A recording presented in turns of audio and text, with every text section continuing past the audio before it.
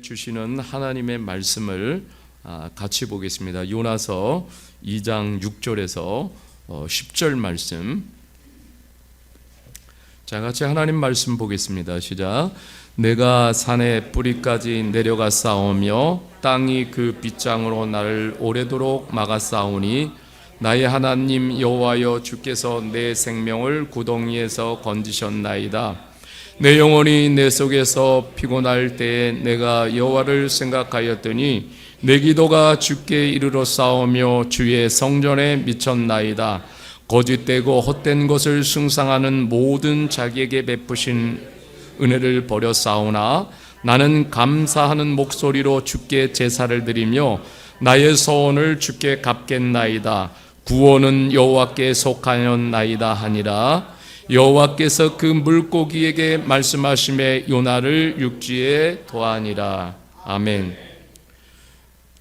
오늘 우리가 하나님의 말씀을 나누기 전에 사진 하나 좀 올려주시면 좋겠어요. 네, 여기가 우리 캠파오 집사님 부부, 또 여기는 두리식품, 부천의 두리식품의 김춘택 집사님, 또 이렇게 부부, 또 우리 신부 집사님 부부 자녀들, 이렇게 지난주에 양곤에서 만난 거예요. 근데 여기 굉장히 그 스토리가 있습니다. 우리 여기가 이제 두리식품에서 오랫동안 이렇게 일을 했어요. 그런데 우리 실로암 그 출신들 가족들인데 두리식품이 참 힘든 일을 합니다. 그런데 거기서 정말 우리 이 집사님들이 크리스찬답게 일을 했어요. 그래서 사장님도 무척 감동을 또 받고 사장님도 감동을 우리 집사님들에게 이렇게 나눠주고, 근데 우리 신부 집사님은 항상 주일 되면은 부부가 아침 10시면 택시에서 내렸어요. 그리고 예배가 11시인데 1시간 동안 예배를 준비했어요. 이런 삶을 이렇게 살게 됐는데, 근데 정기적으로 우리 사장님 부부가 미얀마 양곤으로 만나러 갑니다. 보고 싶어서, 그리워서 만나서, 그리고 이제 사업에 관한 이야기도 하고 그래요. 얼마나 참 축복된 만남인지 모릅니다. 하나님을 잘 섬길 때 하나님께서 반드시 생각을 넘어서는 축복을 주시는 하나님이심을 믿습니다. 우리 교회도 너무너무 많이 또 사랑하고 했습니다. 지금 이제 MMFC 교회에 아주 중요한 이렇게 또 멤버들로 교회를 섬기고 있어요. 얼마나 감사한지 모릅니다. 우리 멀리 있지만 우리 박수로 그래서 제가 우리 김춘택 사장님 한번 저희 금요 밤 기도에 좀 모시려고 그래요. 그래서 간증을 한번 들으려고 합니다. 예. 네, 오늘 제가 나누려고 하는 말씀은 우리의 목표는 선교적인 삶, 이런 제목으로 하나님의 말씀을 좀 나누려고 합니다. 요나 그러면 뭐가 생각나세요? 흔히 이제 저는 어려서부터 들었으니까 요나, 내가 문제라는 것을 이렇게 많이 들었어요. 오늘 좀 요나를 통해서 주시는 좀 하나님의 교훈을 우리가 좀 받기를 원합니다. 요나에 대한 정보는 성경에서 별로 없습니다. 근데 한 구절 나타나는 데가 있어요. 열왕기 하 14장 25절에 보면은 이 요나는 북이스라엘 가드헤멜 출신이에요. 여로보암 2세 때에 활동을 했습니다. 요나가 그 느헤미야를 방문하고 거기서 이제 회개의 메시지를 그곳 가운데 선포하잖아요. 대략 한 BC 760년경으로 이렇게 추정을 하는데, 우리가 요나가 살던 시대를 잠깐 알아야 합니다. 그래서 한번 지도를 한번 이렇게 보여주실래요? 네, 여기 이제 여기가 요빠, 그 요빠라는 곳이 이제 지금의 텔아비브인데요. 그리고 이제 아수르 저 위에 나라가 있습니다. 그 다음에 수도가 니느웨. 이렇게 이제 그때 요나가 살던 시대를 이렇게 지도로 표현을 해놨습니다. 이제 니느웨의 니느웨는 아수르의 이렇게 수도예요. 그들은 후에 북이스라엘을 이렇게 침략을 해가지고 이 북이스라엘 사람들을 포로로 이렇게 이끌고 갑니다. 그런데 요나의 시대는 한 가지 이렇게 좀 특징이 있어요. 역사가들에 의하면은 역사상 이 아수르가 그때 가장 큰 고난과 재난에 직면해 있었다고 합니다. 그러니까 아수르 사람들이 그 당시에 굉장히 마음이 가난해져 있었던 거예요. 그렇기 때문에 요나가 아수르에 가서 하나님의 말씀을 선포할 때에 아수르 사람들이 그 메시지를 들은 것이죠. 그 시대에도 변함없는 이스라엘의 한 사상이 있었어요. 그게 뭐냐면 구원은 이스라엘에게만 임한다는 선민 사상이에요. 이스라엘 백성들이면 누구나 이런 선민 사상에 꽉 차 있었어요. 그런데 하나님은 이방인들의 영혼에 굉장히 관심이 있으셨어요. 그래서 이제 우리가 요나서를 끝날 때 봐도 내가 그 니느웨에 있는 백성들을 얼마나 아끼는 줄 아느냐, 요나에게 이렇게 도전하면서 말씀을 하시는 거예요. 요나도 마찬가지예요. 선민 사상으로 꽉 차 있었습니다. 이것이 뭐냐면 영적 무지라는 거예요. 그런데 하나님이 니느웨에 가서 선교하라는 것입니다. 근데 어떻게 반응합니까? 하나님, 저는 니느웨 사람들에게 관심이 없습니다. 하나님, 저는 그 사람들에게 관심이 없습니다. 그러니까 요나는 하나님이 좀 자신을 찾을 수 없는 것으로 이렇게 숨고 도망치기 위해서 그렇게 이제 결심을 합니다. 그래서 요나는 자신이 원하는 노선을 선택하여 다시스로 가는 배를 탔어요. 반대 방향으로. 이제 가다가 다시 이렇게 오게 되는 건데, 근데 다시스의 위치가 어디인지 확실치는 않지만은 우리 학자들은 스페인 남부로 이렇게 추정을 합니다. 근데 요나는 하나님을 피해 숨기 위해 그 거리가 얼만큼 떨어졌냐면 한 4,000km가 떨어져 있어요. 이제 그것으로 도망을 가려고 했던 것이에요. 근데 우리가 잘 알아야 합니다. 여러분, 우리가 하나님과 멀어질수록 인생은 처량해져요. 하나님과 멀어질수록 우리의 인생은 처량해져요. 니느웨는 단지 1,000km 떨어져 있는 거리입니다. 근데 요나는 하나님이 가라고 명하신 곳과는 정반대 방향인 다시스로 갔습니다. 왜냐하면 자신에게 하나님 말씀하시고 명령하셨는데, 그런데 하나님의 뜻을 자신은 받아들일 수가 없는 거예요. 그래서 요나는 하나님께 매우 반항적으로 맞섭니다. 그러니까 계속 자기 길을 고집 충만하게 그렇게 이제 자신이 그렇게 여기면서 그 길을 가는 거예요. 여러분, 우리가 하나님께 반항심을 가지면 이성도 흐려지고 영적으로도 점점 흐려지게 됩니다. 그런데 요나가 탄 배가 큰 폭풍우를 만나게 돼요. 역대급 폭풍을 만납니다. 배는 심각한 위기에 직면하게 돼요. 그래서 배에 실은 화물을 밖으로 다 바다로 던져버립니다. 그런데 그때 요나는 무엇을 하고 있었냐면은 배 밑창에서 잠을 자고 있었어요. 그러니까 잠이 들어가지고 지금 배 안에서 무슨 일이 일어나고 있는지 요나는 알지를 못하는 거예요. 근데 선원들은 이 배가 이렇게 잘못된 것은 그 당시 사고로 이 원인은 신을 화나게 한 사람이 이 배에 타고 있다라는 결론을 내리게 됩니다. 그래서 다 모여가지고 선원들은 누가 죄인인지 결정을 하기 위해서 제비뽑기를 했습니다. 그런데 딱 누가 뽑혔어요? 요나가 뽑혔어요. 요나가 뽑혔습니다. 선원들은 그래도 그가 어떤 사람인지, 어디서 왔는지, 무슨 일을 하고 있는지 물었습니다. 요나는 선원들에게 자신이 누구인지를 소개합니다. 이렇게 소개해요. 저는 바다와 육지를 창조하시는 하나님을 믿는 사람입니다. 이 파도를 일으키신 분이 바로 하나님이십니다. 그런데 나는 지금 이 하나님으로부터 도망을 치고 있다라고 그렇게 설명을 합니다. 선원들이 물어요. 요나서 1장 10절에 내가 어찌하여 이렇게 행하였느냐? 이렇게 물어요. 그러면은 어찌하면 바다가 잔잔해지겠느냐?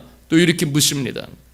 그때 요나는 하나님의 진노를 가라앉힐 유일한 방법으로 나를 바다에 던지라고 말합니다. 이게 다 나 때문이라고. 나를 바다에 던지라고. 그 즉시 선원들이 어떻게 했어요? 요나를 쫙 잡아서 바다에 던졌습니다. 그때 하나님이 어떻게 하셨습니까? 폭풍을 멈추게 하시고 바다가 잔잔해지도록 하나님께서 행하셨어요. 그 모습을 보면서 그때 선원들이 어떻게 했습니까? 여호와를 크게 두려워했다라고 말하고 있습니다. 하나님이 요나를 사랑하셔요. 그럼에도 불구하고 그러니까 요나를 살려야 돼요. 그러니까 그때 하나님께서 큰 물고기를 예비하시고 요나를 삼키게 하십니다. 그래서 요나는 3일 3야를 물고기 배에 있게 돼요. 그러니까 사망의 물고기 배는 사망의 음침한 골짜기예요. 거기에 지금 요나가 들어가 있는 거예요. 근데 거기서 아무것도 보이지 않는 그 어둠 속에서 어떻게 합니다? 이제는 죽게 생겼어요. 그러니까 그때서 하나님께 무릎을 탁 꿇습니다. 그리고 기도를 시작합니다. 사실 하나님이 이 큰 물고기를 준비하신 것은 뭐예요?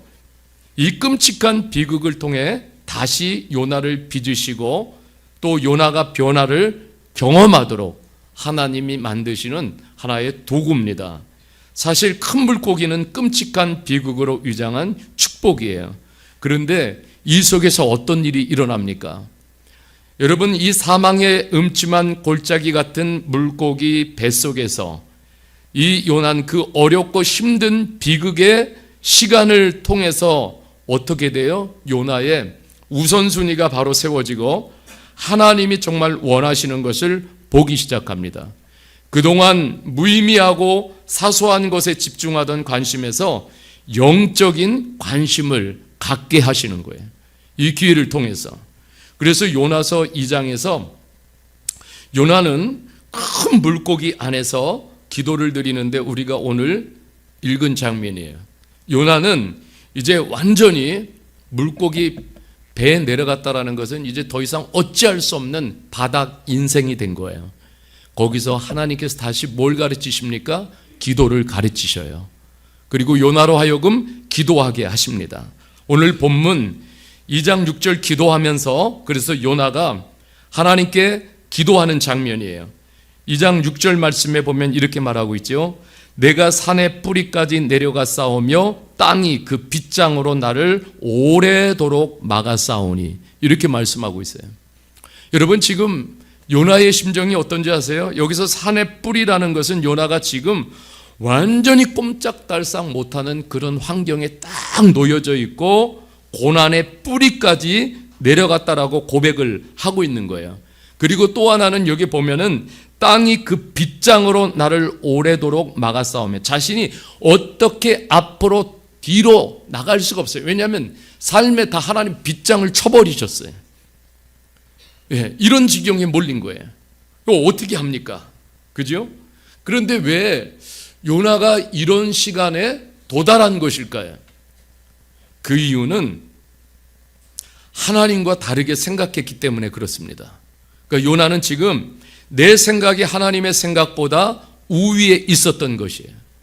여러분 이것을 바울 사도는 육신의 생각이라고 말합니다.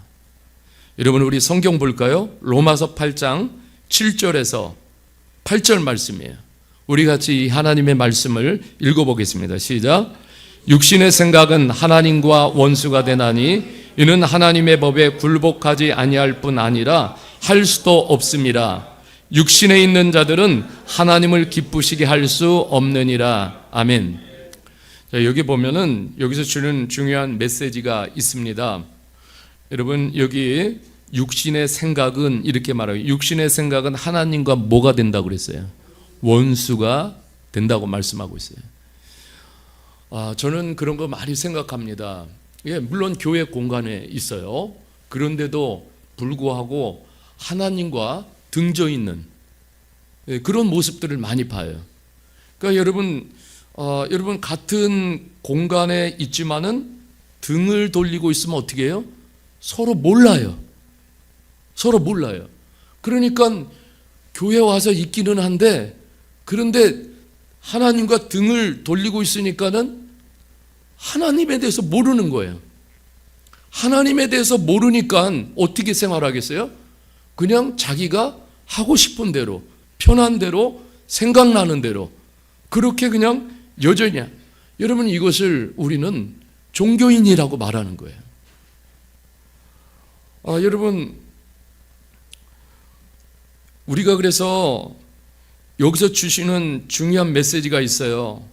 우리는 늘 점검하고 이렇게 나와서 우리가 말씀을 듣고 예배하는 것은 굉장히 중요한 이유가 있어요. 그것은 뭐냐면 생각의 주인을 바꾸라는 하나님이 우리에게 메시지를 주시는 거예요. 생각의 주인을 바꿔라.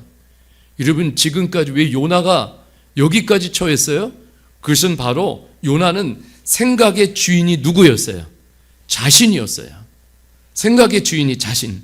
그러니까 자신이 생각하는 대로 결정하고 자신이 생각하는 대로 행동에 옮기고 그냥 잘 될 것 같았어요. 그러나 그 결과는 고통의 뿌리에 걸리게 되고 그리고 사방으로 빗장쳐진 그런 환경에 놓이게 된 것이죠. 그래서 오늘도 이 요나가 물고기 뱃속에서 하나님이 기도를 가르쳐 주시면서 기도하게 하는데, 기도가 왜 이렇게 중요합니까? 여러분, 기도는 생각의 주인을 바꾸는 시간이기 때문에 그런 거예요. 여러분, 우리가 기도 시간이 없으면 절대로 생각의 주인이 바뀌지 않습니다. 여러분, 기도 시간은 우리가 뭐 하는 시간이에요? 하나님을 가장 많이 생각하는 시간이에요. 기도 시간은 하나님을 가장 많이 생각합니다. 하나님을 많이 생각하다 보면은 하나님을 내 생각의 주인으로 모시게 돼요. 그리고 여기게 됩니다. 여러분, 우리가 영적 타락이 뭔지 아세요? 영적 타락. 그러니까 생각의 모든 결정권을 자기가 갖는 거예요. 여러분, 이것이 영적 타락의 시작이에요. 그럼 여러분 보세요. 자신의 생각으로 다 결정하고 자신의 생각으로 판단하고 그리고 그냥 행동으로 옮깁니다. 여러분, 결과가 요나와 같은 결과를 맞이하게 되는 거예요. 여러분, 그래서 바울 사도는 이렇게 말씀하고 있어요. 빌립보서 4장 6절에서 7절 말씀인데요. 아무것도 염려하지 말고 다만 모든 일에 기도와 간구로 너희 구할 것을 감사함으로 하나님께 아뢰라. 그리하면 모든 지각에 뛰어난 하나님의 평강이 그리스도 예수 안에서 너희 뭘 지키시리라? 마음과 생각을 지키시리라. 아멘. 같이 합시다. 마음과 생각을 지키시리라. 여러분, 이게 어느 시간에 그런 거예요? 왜? 기도 시간에. 기도 시간이 너무 중요한 거예요. 기도 시간은 하나님이 우리의 마음과 생각을 하나님의 생각으로 맞게 재정렬시켜 주시는 그런 시간이에요. 그래서 우리로 하여금 기도하라고 말씀하시는 거예요. 여러분 보세요. 기도 시간이 없으면은 저도 마찬가지예요. 내 생각과 마음은 난장판이에요. 기도하지 않으면 내 생각과 마음은 럭비공이에요. 어디로 갈지 몰라요. 내 생각대로 가보십시오. 내 마음대로 가보십시오. 여러분, 어떻게 내가 기도하지 않고 내 마음과 생각을 지켜갈 수가 있겠어요? 여러분, 지킬 수 있어요? 예, 저도 지킬 수가 없어요. 예, 제가 오늘 정확하게 2시 40분에 눈을 떴어요. 하나님이 저를 눈뜨게 하셔서 그래서 그대로 일어나 가지고 나와서 정말 테이블에 앉아서 말씀을 준비하고 또 생각하면서 여러 가지를 정리하는 또 시간을 갖고 기도하는 시간을 가졌어요. 여러분, 우리가 내 생각이 주인이면은 또 내 마음의 주인이 내 자신이면은 우리가 어떤 방향, 어떤 목적으로 나를 이끌어 가겠습니까? 하나님과 반대 방향으로 가는 것이 정답이에요. 결국은 고통의 뿌리에 놓이게 돼요. 내 육신의 생각의 방향, 목적대로 가보십시오. 여러분, 인생의 빗장은 풀리지 않습니다. 하나님의 생각을 따라가야 돼요. 왜? 하나님의 생각은 가장 옳으십니다. 하나님의 생각은 가장 정답이에요. 하나님의 생각은 가장 완벽하십니다. 그래서 우리가 성령을 의지할 때 성령께서 우리에게 하나님의 생각을 주시는 거예요. 이 생각이 옳습니다. 따라서 순종할 때 하나님은 그 생각을 통해서 일을 이루십니다. 여러분, 요나가 2장 7절에 보면 이렇게 고백해요. 내 영혼이 내 속에서 피곤할 때에, 정말 피곤한, 영적으로 육체적으로 아주 피곤한 지경에 몰렸어요. 그때 왜 이런 나의 삶에 이런 피곤한 환경이 임했을까? 하나님 앞에 어떻게 했어요? 내가 여호와를 생각하였더니 내 기도가 주께 이르러 싸우며 주의 성전에 미쳤나이다. 요나가 기도 시간을 가지면서 하나님을 생각했어요. 하나님을 생각했어요. 그랬더니 생각의 주인이 내가 아닌 하나님이었는데 내가 착각한 거예요. 그래서 이 기도하면서 요나 안에서 일어난 것이 뭐냐면 생각의 전환이 일어났어요. 육신의 생각에서 영의 생각을 품기 시작했습니다. 여러분, 지금 물고기 뱃속에 있는데 이 물고기 뱃속은 소망이 없는 곳이에요. 그런데 기도하면서 하나님을 생각하고 그 영의 생각에 이끌려 나갈 때에 소망이 생겼어요. 소망을 바라보게 됐어요. 여러분, 하늘 성전에 계신 하나님을 바라보게 됐어요. 그러니까 소망이 생기는 거예요. 인생을 바라보는 시각이 완전히 달라지는 거예요. 여러분, 제가 지난주에 흥미로운 책을 하나 읽었어요. 신앙서적은 아니에요. 20년째 작은 회사를 운영하는 강덕호 사장이라는 분이 쓴 나는 작은 회사 사장입니다. 이런 제목의 책이에요. 거기 책에 보니까 이런 그 말이 있습니다. 우리는 언제나 익숙하고 좋아하는 것만 하고 살아갑니다. 이것이 당신이 변화하지 못하는 이유입니다. 저의 해결책은 제가 두려워하고 무서워하고 잘 알지 못하는 것을 하는 것입니다. 여러분은 뭔가를 하고 있지만 언제나 같은 방식으로 살다 보면 아무 일도 일어나지 않을 것입니다. 이 말이 참 제게도 많이 와닿았어요. 언제나 같은 방식으로 살다 보면 아무 일도 일어나지 않을 것입니다. 여러분, 신앙생활 하면서 저 그런 말 많이 듣습니다. 목사님, 내게는 아무 일도 일어나지 않습니다.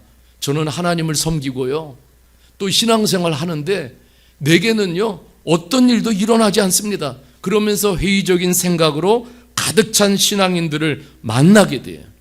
그런데 보면은 늘 같은 방식으로 신앙생활을 하는 거예요. 그 방식을 깨지 못해요. 여러분 보세요. 참 나 편안한 대로 신앙생활 하는 방식을 우리는 한 번쯤은 바꿔볼 필요가 있어요. 여러분들에게 도전합니다. 여러분, 이 기도의 자리를 한번 사수해보고 싶다라는 결단을 우리가 한번 해봤으면 좋겠어요. 그러면 첫 발을 이 금요 밤기도부터 한번 내가 발을 디뎌 놔보는 거예요.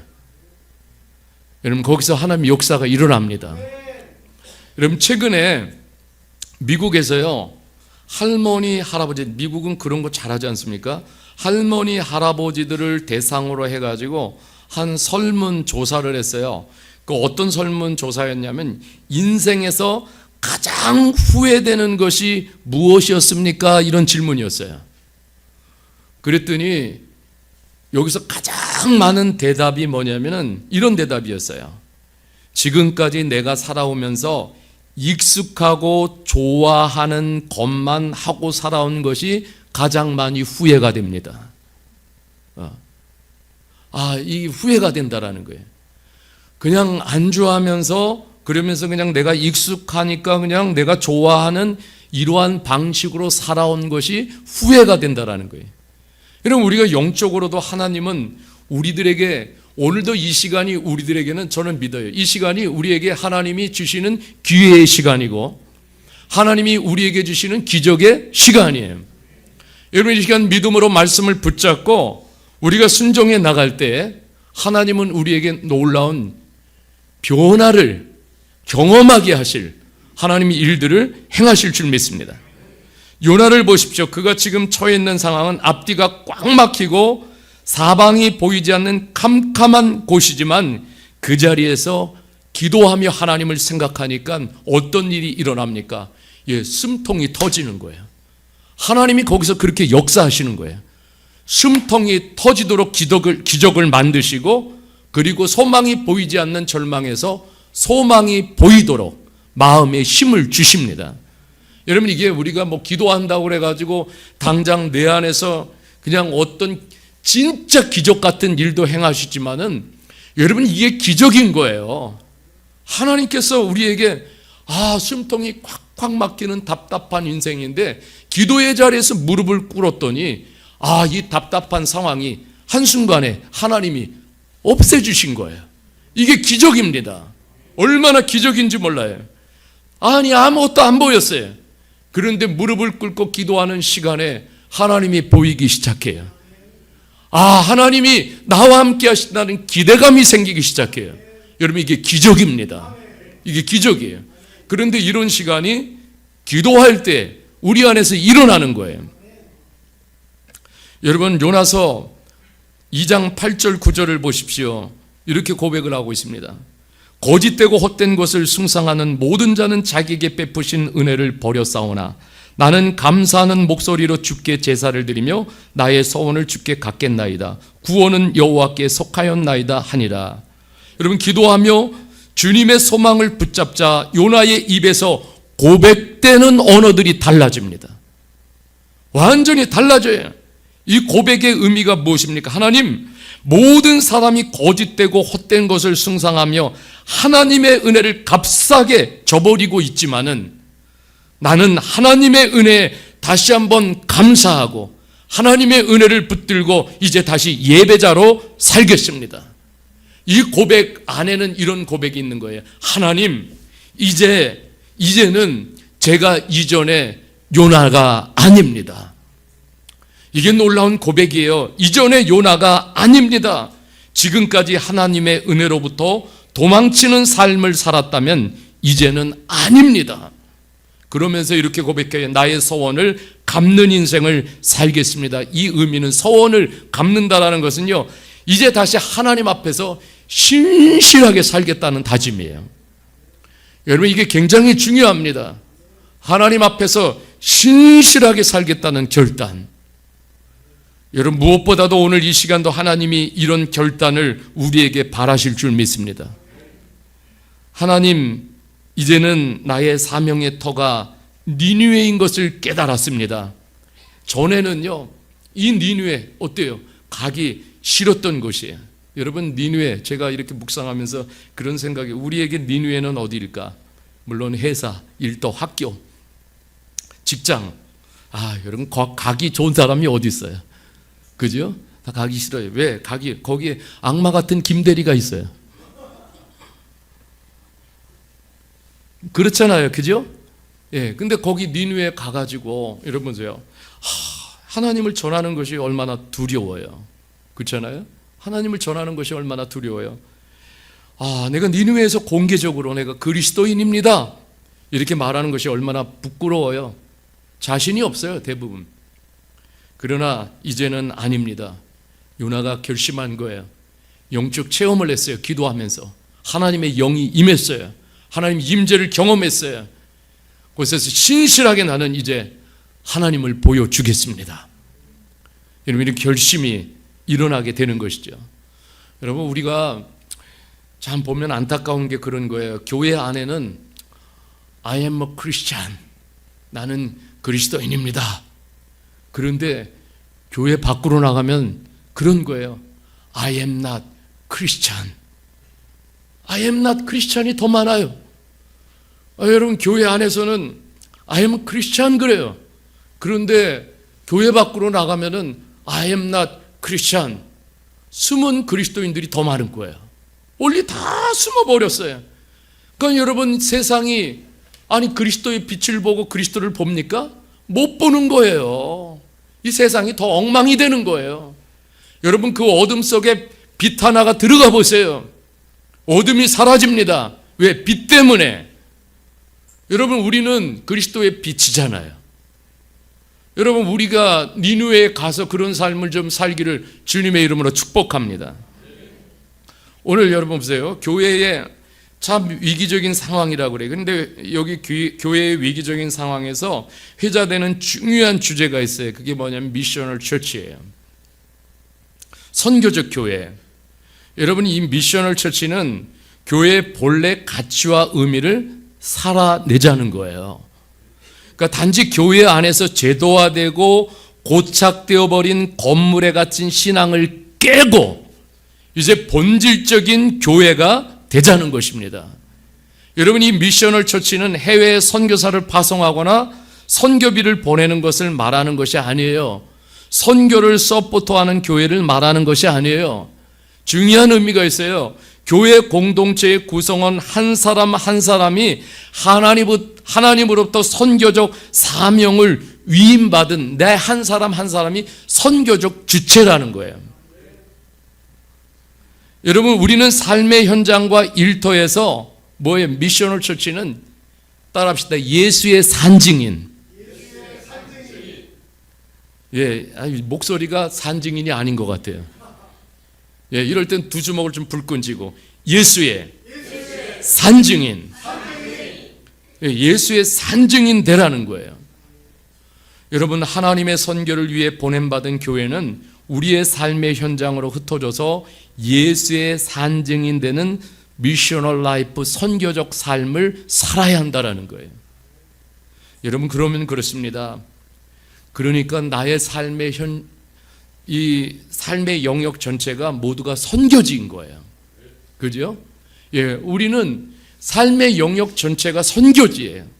거기 나가서 우리가 예수의 산 증인이 돼야 되는 거예요. 여러분 보세요. 요나는 전에는 이 선민의식의 틀에 묶여가지고 미셔널 라이프의 삶을 살지 않았어요. 그러나 이제 기도하면서 하나님 다시 경험하고 하면서 미셔널 라이프를 살겠다고 다짐하는 거예요. 예수의 산 증인이 되겠다라고 결단하는 거예요. 여러분 그렇습니다. 이런 요나들이 지금 우리 교회뿐만 아니라 곳곳에서 이런 요나들이 미셔널 라이프로 회복될 때 가정, 사회, 일터가 달라지는 거예요. 그렇지 않으면 결코 바뀔 수가 없어요. 세상은 예수 그리스도를 볼 수가 없어요. 여러분 이런 미셔널 라이프를 살아내려고 하는 그리스도인들이 오늘 요나처럼 다시 일어날 때 여러분 곳곳에 다시 한번 그리스도의 소망과 빛, 비전이 임하게 될 줄 믿습니다. 여러분 제가 복음주의 바리새인이라는 책을 읽고 있는데 여기 보니까 바리새인들을 영적으로 파괴시키는 내적 요소들이 있잖아요. 세 가지가 있어요. 그게 뭡니까? 바로 위선, 그리고 교만, 그리고 자기의잖아요. 여러분 위선이 뭐겠습니까? 위선. 아니 크리스찬인데 뒤에서는 완전히 딴짓거리 하는 거예요. 이런 게 위선이에요. 앞에서는 I am Christian 하는데 뒤에서는 완전히 딴짓거리 하는 거예요. 여러분 이런 것을 위선자라고 그래요. 위선이라고. 그리고 여러분 교만이 뭡니까? 하나님의 은혜를 그냥 값싸게 취급하는 거예요. 하나님의 은혜를 값싸게 취급하는 그런 태도와 자세들. 그리고 여러분 자기의는 뭡니까? 자기 기준이 옳다 우기면서 사는 거예요. 이러한 것들을 다른 사람에게도 우기는 거예요. 여러분 이곳에는 십자가의 보혈이 없습니다. 여기는 하나님의 사랑이 없어요. 자만과 인간적 중심의 요소들만 가득 차 있을 뿐이죠. 그러면서도 자신들은 복음주의라고 말해요. 여러분 그냥 자신의 명예와 명성을 위해서 그냥 예수님의 이름을 가지고 팔을 뿐이에요. 이런 일이 얼마나 많이 일어나요? 영적 감각은 죽어 있습니다. 무미건조한 신앙생활을 할 뿐이에요. 여러분들, 이 책의 포인트가 이렇습니다. 자신의 자아와 작별하지 못한 그리스도인은 여전히 복음주의 바리새인이다. 그러니까 정말 예수 그리스도의 십자가 복음을 만나면은 자신의 자아와 작별하는 게 정상이에요. 이거 작별하지 못하면은 그럼 복음주의 바리새인. 여러분, 우리가 한번 점검할 필요가 있습니다. 나는 복음주의 바리새인은 아닌지. 요나는 전에는 복음주의 바리새인이었지만은 이제는 달라졌어요. 영광스러운 복음을 따라가는 복음으로 무장한 그리스도인이 되어진 거예요. 여러분, 바울 사도는 디모데전서 1장 11절에 이렇게 말씀을 하고 있습니다. 같이 한번 읽어보겠습니다. 시작.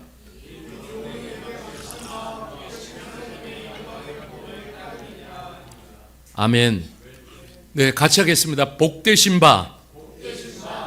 복되신 하나님의 영광의 복음을 따름이라. 네, 이거 굉장히 중요한, 여러분, 오늘 이 말씀을 우리가 새겼으면 좋겠어요. 여러분, 이미 우리는요 하나님의 축복 안에 있음을 믿으십니까?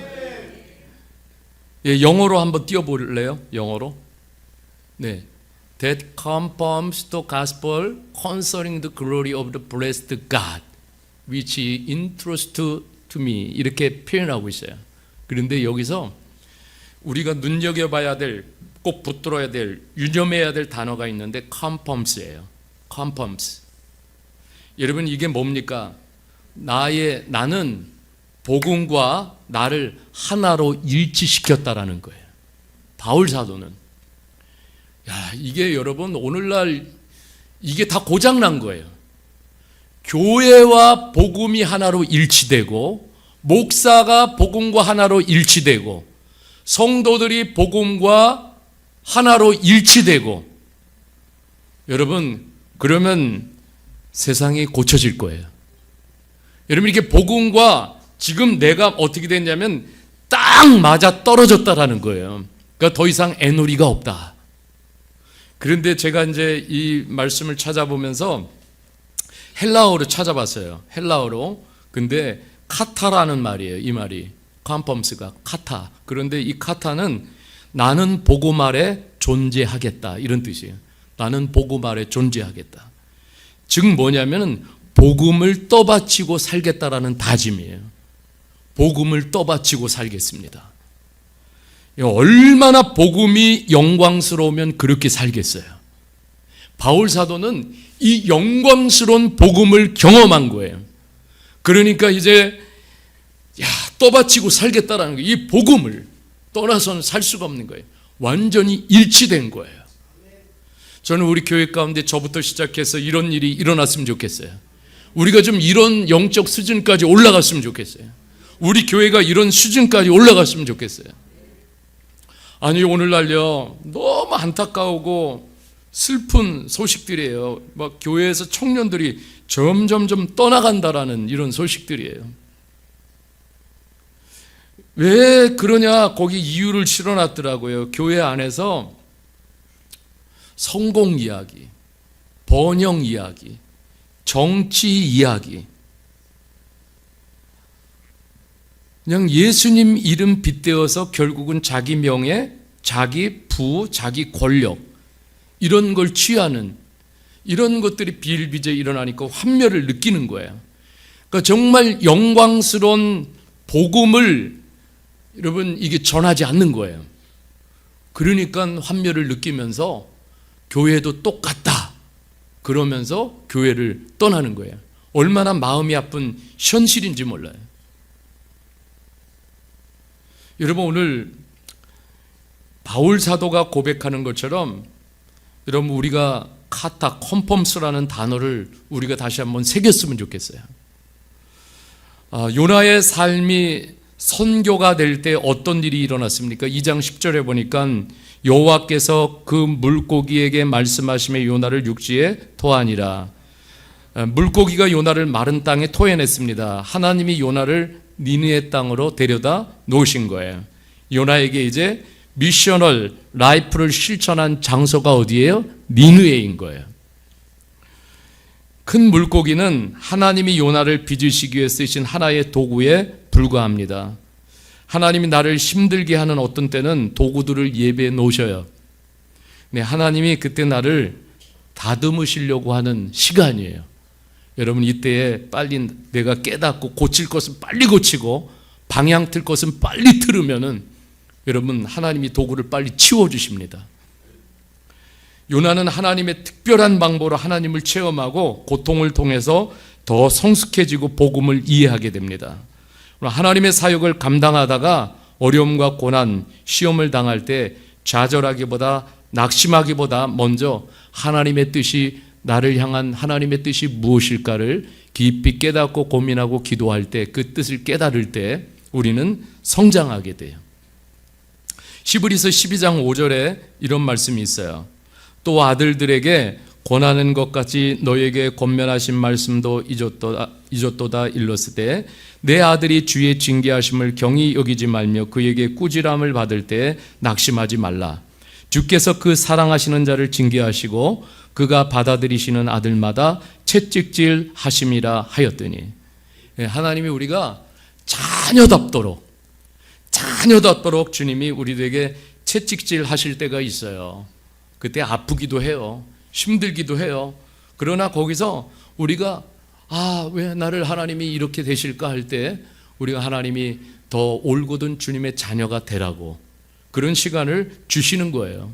그 속에서 우리는 더 안목이 넓어지고, 그리고 또 성숙을 경험하게 되고, 그리고 내가 더 깊어지고 넓어지는 그런 기회가 되는 거예요. 여러분, 그렇습니다. 요나는 큰 물고기 뱃속에서 3일 밤낮을 지낸 것처럼 예수님도 무덤 속에 3일간 계시다 부활하셨습니다. 요나는 이런 과정을 통해서 어떻게 했어요? 완전히 새로운 존재로 태어난 거예요. 새로운 존재로 완전히 태어났습니다. 그리고 니느웨에서 미셔널 라이프의 삶을 실천했어요. 예수의 산 증인이 된 거예요. 우리가 그런 목표를 가진 그리스도인들 되어졌으면 좋겠어요. 좀 우리가 교회가 그런 교회가 되어졌으면 좋겠어요. 옆 사람에게 그렇게 축복합시다. 믿는 것처럼 믿자. 네, 믿는 것처럼 우리 믿어야 돼요. 제가 마지막으로 조그만 거 하나 제게 이렇게 적용한 게 있어요. 제 딸이 저한테 가끔씩 그런 이야기를 했어요. 아빠, 좀 입꼬리 좀 올려봐. 입꼬리 좀 올려봐. 목사님이 왜 그래? 근데 가만히 생각을 해봤어요. 그러니까 내 입꼬리에 복음이 없는 거야. 그래서 제가 요즘 많이 노력하면서 기도하고 있습니다. 하나님, 제 입꼬리에 복음의 능력을 좀 주십시오. 올라가게 해주십시오. 네, 여러분, 복음은 우리로 하여금 좋은 인상을 만들어냅니다. 웃는 인상을 만들어냅니다. 작은 것부터, 그래서 이런 것부터 한번 보여주자. 제가 그래서 열심히 지금 노력을 하고 있어요. 그러니까 여러분, 아무리 힘들어도 씩 웃음으로 미셔널 라이프를 한번 보여줄 수 있기를 바랍니다. 한번 웃어주세요, 옆에. 네, 이것도 여러분, 우리가 미셔널 라이프를 우리가 삶으로 보여주는 거예요. 예. 여러분, 저도 마찬가지지만은 교회에 와가지고 여러분, 우리가 좀 복음 때문에, 복음의 능력 때문에 좀 우리의 인상이 활짝 펴지는 역사가 있었으면 좋겠어요. 예, 제가 아침에 교회 일찍 와서 그런 기도 드렸어요. 하나님, 오늘 우리 성도님들 교회 와서 예배드리고 기도하고 찬양하고 하는데, 하나님, 우리 성도님들 마음 안에서 다 봄꽃이 폈으면 좋겠어요. 활짝활짝 폈으면 좋겠어요. 하나님, 그렇게 피어나도록 하나님의 은혜를 좀 주십시오. 하나님, 성령의 능력을 좀 부어주십시오. 그러면서 하나님께 기도를 드렸어요. 여러분, 오늘 우리가 다시 한번 요나처럼 미셔널 라이프를 살기를 결심하는 이 귀한 시간이 되기를 주님의 이름으로 축복합니다. 예, 우리 이 시간에 말씀 같이 생각하시면서 우리 이 시간에 찬양 드리겠습니다.